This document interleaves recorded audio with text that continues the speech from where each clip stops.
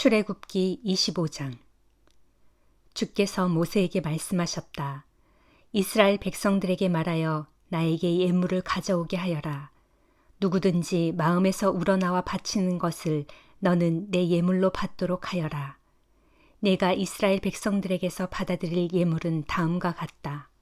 금, 은, 청동, 청색실, 자주색실, 홍색실, 가늘게 꼰 모시실, 염소털, 붉은 물을 들인 순양 가죽, 오소리 가죽, 아카시아 나무, 등잔 기름, 예식에 쓰는 기름, 분향할 때 쓰는 향, 제사장의 에봇과 가슴바지에 박을 줄마노를 비롯한 여러 보석들. 내가 이 백성들 가운데 머물려고 하니 너는 그들에게 나를 위해 성소를 세우라고 이르라. 내가 너에게 보여줄 양식에 따라 성막을 짓고 거기에 쓸 여러 가구들도 양식에 따라 만들어라. 아카시아 나무로 궤를 만들어라. 길이는 2규빗 반, 너비는 1규빗 반, 높이도 1규빗 반이 되게 하여라. 순금으로 그 궤에 안팎을 입히고 둘레에는 금테를 둘러라. 금고리 4개를 만들어 그 궤의 4귀퉁이에 달되 한쪽에 2개의 고리를 달고 다른 한쪽에 나머지 2개의 고리를 달아라.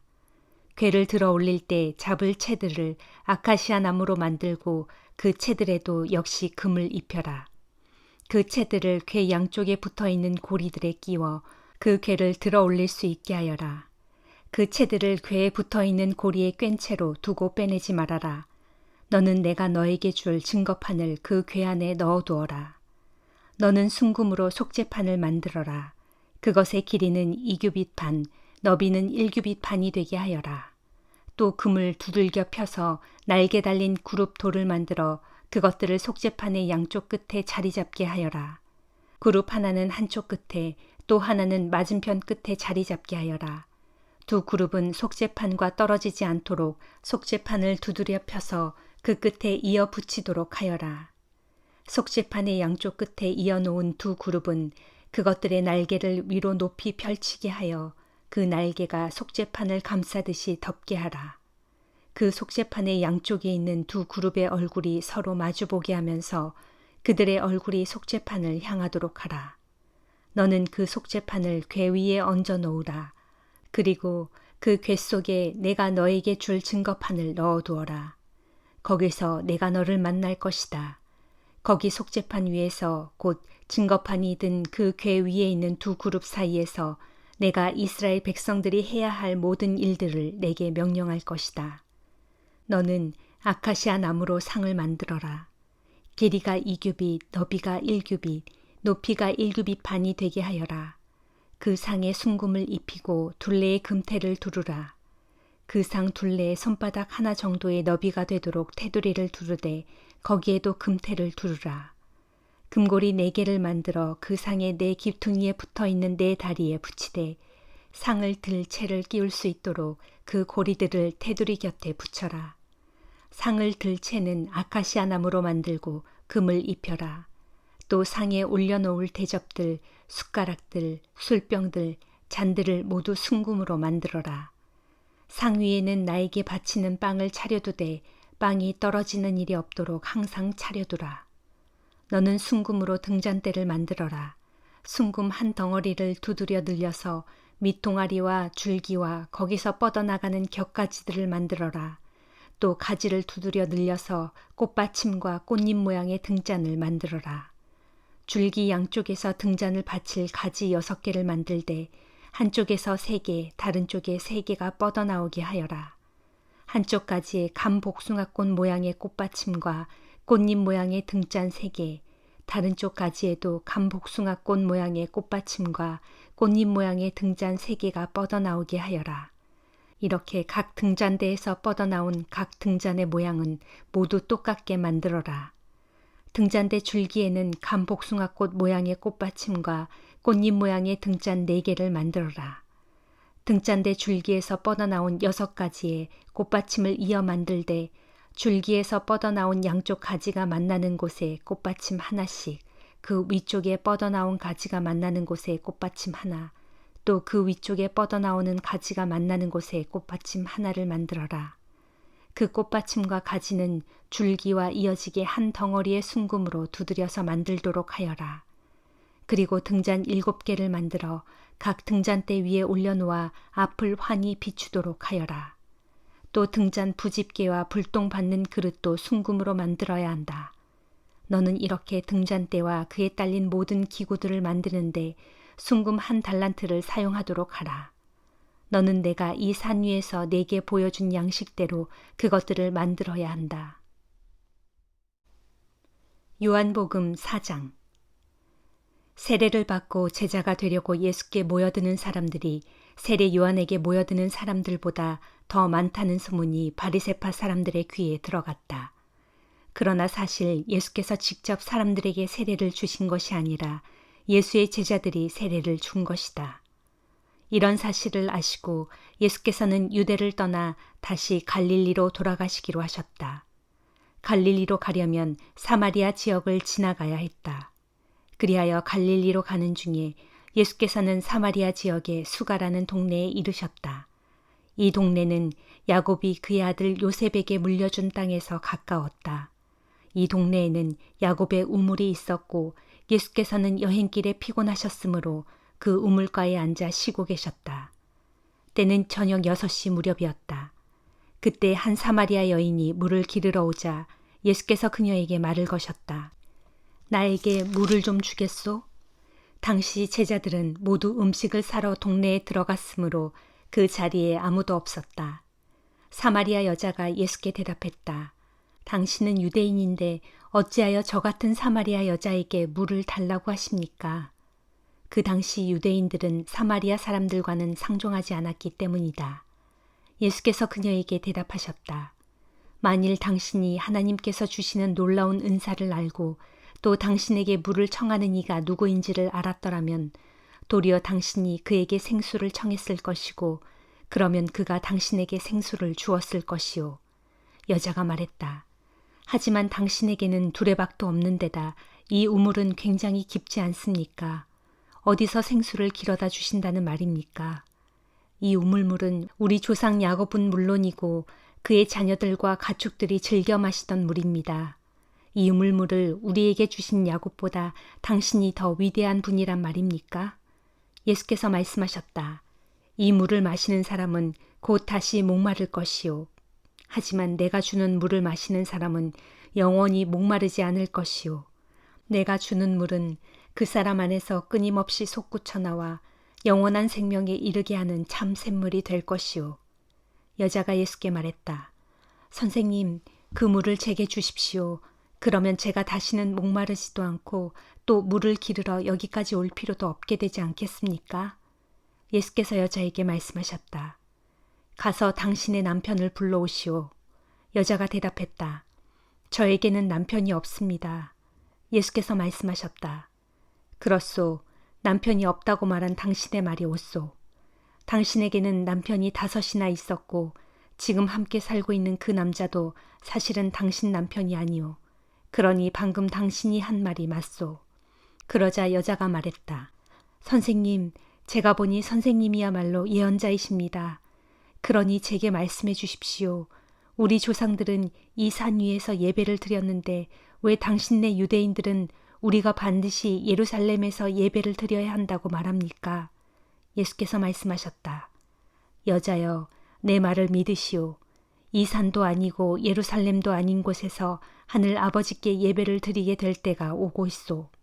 당신들 사마리아 사람들은 당신들 스스로도 알지 못하는 것을 예배하지만 우리 유대인들은 우리가 아는 분을 예배드린다오.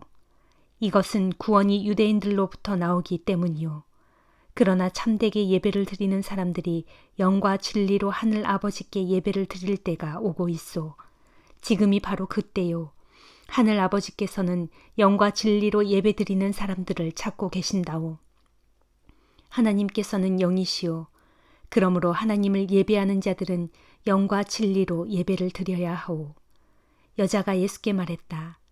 저 역시도 그리스도라 하는 메시아가 오실 것이라는 사실을 잘 알고 있습니다. 그분께서 오시면 우리에게 모든 것을 다 알려주실 것입니다. 그러자 예수께서 말씀하셨다. 지금 당신에게 말하고 있는 내가 바로 그 메시아요. 바로 그때 제자들이 돌아왔다. 그들은 예수께서 어떤 여자와 이야기를 나누고 계시는 것을 보고 놀랐다. 하지만 아무도 그 여자와 무슨 내용으로 왜 이야기를 나누었는지 묻는 사람이 없었다. 그 여자는 물동이를 우물가에 그냥 둔 채 동네로 달려가서 사람들에게 말했다. 모두들 나와 보세요. 저의 과거를 낱낱이 알아맞히신 분이 계십니다. 가서 그분을 만나보세요. 그분이 바로 그리스도가 아닐까요? 그러자 동네 사람들이 모두 나와서 예수를 보려고 몰려들었다. 한편 그러는 동안에 제자들은 예수께 선생님, 뭘 좀 드십시오 하고 음식을 권하고 있었다. 그러나 예수께서 제자들에게 말씀하셨다. 나에게는 너희가 알지 못하는 양식이 있다. 그 말을 듣고 제자들은 서로 수군거렸다. 누가 선생님께 음식을 갖다 드렸을까? 예수께서 말씀하셨다. 내 양식은 나를 보내신 분의 뜻을 이루고 그분의 일을 완성하는 것이다. 너희는 아직도 넉 달이 더 지나야 추수 때가 된다 하고 말한다. 그러나 나는 너희에게 말한다. 자, 눈을 들어 들판을 보아라. 벌써 곡식이 다 익어서 거두어 드릴 때가 되지 않았느냐. 추수하는 사람은 이미 품삯을 받고 영생에 이르는 열매를 거두어 드린다. 그러면 씨를 뿌리는 자와 곡식을 거두는 자가 함께 기뻐할 것이다. 그러므로 한 사람은 뿌리고 다른 한 사람은 거둔다라는 말은 과연 옳다. 나는 너희를 보내어 너희가 일하지도 않은 데서 열매를 거두게 하였다. 힘든 수고는 다른 사람들이 하였지만 추수는 너희가 하게 된 것이다. 그 동네에 사는 많은 사마리아 사람들은 예수를 믿게 되었다. 그것은 그 사마리아 여자가 그분께서 내 과거를 낱낱이 다 알아맞히셨다 하고 증언하였기 때문이다.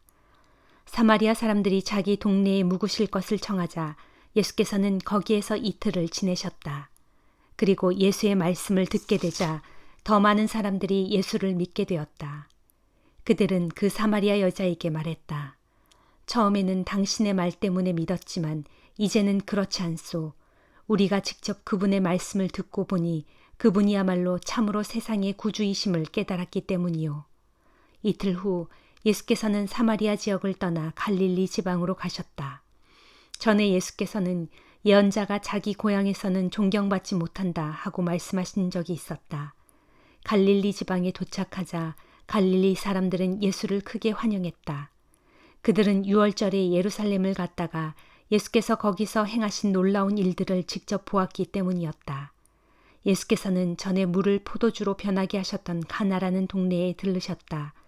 그곳에는 왕의 신하 한 사람이 살고 있었는데 그의 아들이 중병에 걸려 가버나움에 있었다. 그 왕의 신하는 예수께서 유대에서 갈릴리로 오셨다는 소문을 듣고 예수께 찾아와 자기 아들이 다 죽게 되었으니 제발 살려달라고 간청했다. 예수께서 그에게 말씀하시기를 당신들은 기이한 일들이나 기적 같은 일들을 보지 않고는 쉽게 믿으려 들지 않는구려 하시자 왕의 신하가 예수께 또다시 간청했다. 선생님, 제 아들이 죽기 전에 제발 함께 가주십시오. 예수께서 말씀하셨다. 집으로 돌아가시오. 당신의 아들이 살 것이오. 그 신하는 예수의 말씀을 믿고 집으로 향했다. 신하가 아직 집으로 돌아가고 있을 때 신하의 하인들이 마중 나와 그 아들이 살아났다는 소식을 전했다. 내 아들이 언제 나아졌느냐 하고 신하가 묻자 하인들이 대답했다. 어제 오후 1시쯤 갑자기 열이 떨어졌습니다. 놀랍게도 그 시각은 예수께서 신하에게 당신의 아들이 살 것이요 하고 말씀하신 바로 그때였다. 이런 일로 말미암아 그 신하와 그의 집안 식구들은 모두 예수를 믿게 되었다. 이것은 예수께서 유대를 떠나 갈릴리로 오신 후에 행하신 두 번째 표적이었다. 잠언 1장. 이 책은 다윗의 아들인 이스라엘의 왕 솔로몬이 지은 잠언이다. 이 잠언은 지혜와 교훈을 얻게 하고 명철의 말씀을 깨닫게 해주며 모든 일을 지혜롭고 의롭게 공평하고 정직하게 행하도록 교훈을 얻게 하려는 것으로 어리석은 자들에게는 슬기로움을 주고 젊은이들에게는 지식과 분별력을 주기 위함이다. 그러므로 지혜로운 자들은 이 잠언의 가르침을 듣고 더욱 많은 것들을 깨닫게 될 것이고 분별력 있는 자들은 한층 지혜를 얻어 잠언과 비유와 지혜 있는 사람들의 격언과 이해하기 어려운 말의 참뜻을 올바로 깨달아 알게 될 것이다. 주를 경외하는 것이야말로 모든 지식의 근본이건만 어리석은 사람들은 지혜를 가볍게 여기고 훈계를 멸시한다. 그러나 내 아들아, 너는 내 아버지의 훈계를 귀담아 듣고 내 어머니의 가르침을 저버리지 말아라. 진정 어버이의 교훈은 내 머리에 쓸 아름다운 화관 같고 내 목에 두를 금목걸이 같은 것이다. 내 아들아, 악인들이 너를 꾀하더라도 그들의 유혹에 넘어가지 말아라. 그들이 내게 말하기를 우리와 함께 가자. 그래서 함께 몰래 숨어서 기다리고 있다가 아무것도 모르는 순진한 사람들을 덮쳐버리자. 우리가 마치 무덤처럼 그들을 산채로 삼켜버리고 통째로 삼켜서 그들로 무덤으로 내려가는 사람들처럼 되게 하자. 그런 후에 그들이 가지고 있는 온갖 귀중품들과 보화들을 다 빼앗아서 우리의 집을 그것들로써 가득 채우자. 너도 우리와 함께 제비를 뽑아 그들에게서 빼앗은 모든 것들을 우리와 함께 나누어 가지자 할지라도 내 아들아, 너는 그들의 말에 조금도 솔깃하지 말고 그들이 가는 곳에는 아예 한 발짝도 들여놓지 말아라. 저들의 발은 악한 일을 저지르는데 조금도 망설이지 않고 저들의 손은 사람을 죽이는데 아주 능숙하고 재빠르기 때문이다. 무릇 보잘것없는 새들일지라도 자기들이 보는 앞에서 그물을 치면 다 알아차리고 그리로 날아들지 않는 법이다. 마찬가지로 저들이 몰래 엎드려서 기다리고 있는 것은 결국 자신들의 피요 숨어서 노리고 있는 것은 자신들의 목숨일 뿐이다. 이처럼 부당한 이득을 탐내는 자들의 종말이 다 이러하니 저들은 빼앗은 그 재물 때문에 결국에는 자기 목숨을 잃게 될 뿐이다. 보라, 지혜가 길거리에서 소리쳐 부른다. 광장에서 목청 높여 외친다. 북적대는 길목에서 부르짖고 성문 어귀에서도 성문 안에서도 목청껏 외쳐 말한다. 어리석은 자들아, 너희가 언제까지 그렇게 어리석은 것들을 좋아하려느냐. 비웃는 자들아, 너희가 언제까지 그렇게 비웃는 것을 기쁨으로 삼으려 하느냐. 미련한 자들아, 너희가 언제까지 그렇게 지식을 미워하고 멀리하려느냐. 너희는 내 책망을 듣고 돌이키라. 그리하면 내가 내 지혜의 영을 너희에게 쏟아부어 너희가 내 말을 깨달아 알도록 해주겠다. 그러나 내가 이토록 소리쳐 불러도 너희는 들은 척도 하지 않고 내가 애타게 손짓하여도 아예 거들떠보지도 않는구나. 이와 같이 너희가 내 충고를 깡그리 무시하고 내 책망에 콧방귀조차 끼지 않으니 이제는 나도 너희가 내 말을 무시하다 재앙을 만나더라도 내가 너희를 비웃을 것이다. 너희가 두려운 일에 부딪혀 허둥거리더라도 내가 너희를 조롱할 것이다. 재앙이 폭풍처럼 너희에게 밀어닥치고 재난이 회오리 바람처럼 너희를 휩쓸어가며 고통과 슬픔이 너희를 내리덮칠 때 그제야 너희가 나를 애타게 부르겠지만 나는 너희에게 대답하지 않을 것이고 나를 애써 찾겠지만 나는 너희를 만나지 않을 것이다. 그런 까닭은 너희가 지식을 싫어하고 주님 경외하는 길을 택하지 않았으며 내 훈계를 받아들이려 하지 않고 내 모든 책망을 우습게 여겼기 때문이다. 그러므로 너희는 자기가 뿌린 행실의 열매를 거둘 것이며 제 꾀에 스스로 당하고 말 것이다. 어리석은 자들은 자기 고집대로 살다가 결국 자기를 죽일 것이고 미련한 자들은 잘난 체하며 살다가 스스로 멸망하고 말 것이다.